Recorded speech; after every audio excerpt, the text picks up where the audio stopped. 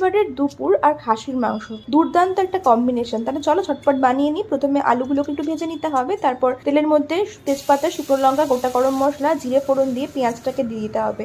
পরিমাণ মতো নুন আর 1 চিমটে চিনি দিয়ে পেঁয়াজটাকে লাল লাল করে ভেজে নেওয়ার পরে আদা বাটা, রসুন বাটা, কাঁচা পাকা লঙ্কা বাটা, ধনে আর জিরে বাটা, তার সাথে রসুন কুচি, হলুদ গুঁড়ো, কাশ্মীরি লঙ্কার গুঁড়ো দিয়ে খুব ভালো করে মশলাটায় কষাতে হবে। এই রান্না কিন্তু পুরোপুরি বাটা মশলা ব্যবহার করেছি। তারপরে টমেটো কুচি আর একটু নুন দিয়ে মশলাটাকে খুব ভালো করে কষিয়ে নেওয়ার পরে মাটনটাকে দিয়ে দিতে হবে।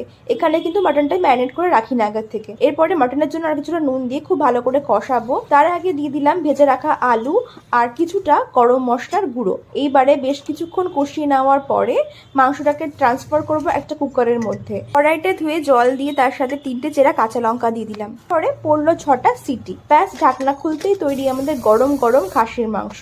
রবিবারটা জাস্ট জমে যাবে। কেমন লাগলো অবশ্যই কিন্তু জানিও।